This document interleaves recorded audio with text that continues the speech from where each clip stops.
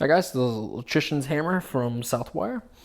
I've had this thing for about 6-8 months, somewhere in there. I can't remember exactly when I bought it. I bought it because I was doing some residential stuff in my house, and it's got this fancy staple puller, just like most electrician's hammers. It's got the elongated neck, and just kind of like the ideal one. And Weha has one. I don't own that one, but most electrician hammers are slim on top or flat, so you can get into corners and you don't have to worry about hitting the wall or anything like that.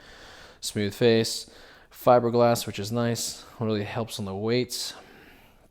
And then you have your little lanyard holder, and actually it's got a really comfortable grip. I'm not always the biggest Southwire fan, but they do make some gems. So let's talk about it, and I'll see you guys in a few seconds. All right, guys. Let's talk the staple puller. Instructions how they want you to use the romex staple puller part of this, but it's pretty simple. Obviously, you don't want to go on top because you're gonna smash your wire and all that leverage. You're just, it's no bueno. So, anyways, come on, smack it a little bit. Pulls it out. Relatively no problem. These solid metal ones are a little harder. These white ones pretty simple. It's really nice with all the leverage. It's a little harder for me to do left-handed, but take my word for it, it's pretty easy to pull those out. Then you have the elongated neck to inside boxes and everything like that, so that's kind of nice. No one ever complained about that extra inch. The fiberglass, guys, let's talk about the quality of it. Just like most fiberglass, you can lick it up.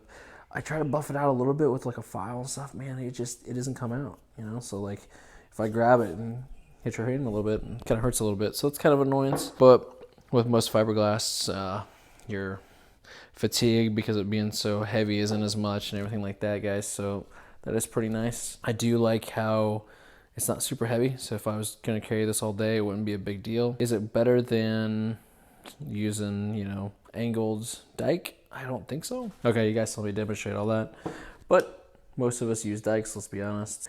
So anyway, go bam. Wow.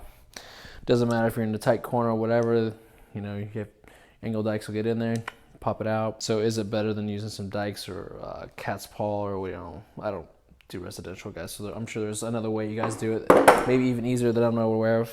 That's just the way I know how. I mean, it's kind of nice because it's flat and able to get some of the nails and stuff, but I don't really think this part of it is what it's all cracked up to be. I'm a little disappointed. I was really like, oh yeah, that'll really be super helpful, and then I just found myself using my angled dikes. If I was doing residential all day, sure, it's actually really not a bad hammer, just in the general hammer use, you know, it's really nice.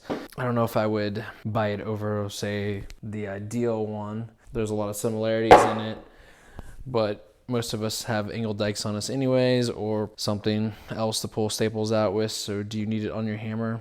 I don't know how often you use the cowl part of the hammer, residential wise. You know, industrial side, you kind of have tools for every little thing, so it doesn't really, you know, matter so much. But industrial side, I don't think I would use this. So guys, if you're gonna do, you know, service work, I would probably still just carry a regular hammer with your angled dikes, or just get the ideal one, quite honestly, guys. I was really hoping for this, guys. I was really like, yeah, I'll use it, it's gonna be great. And you know, it is what it is. Southwire hammer, it's really not that bad, I don't think, for residential, but if I was gonna buy an electrician hammer, I'd probably go with the ideal one. My goal is I spend the money, you don't have to. I abuse it, see what it looks like after the abuse, and I want you guys to make an informed decision. So hopefully you don't waste your money. So with that said, guys, stay safe out there, and I'll see you in the next video.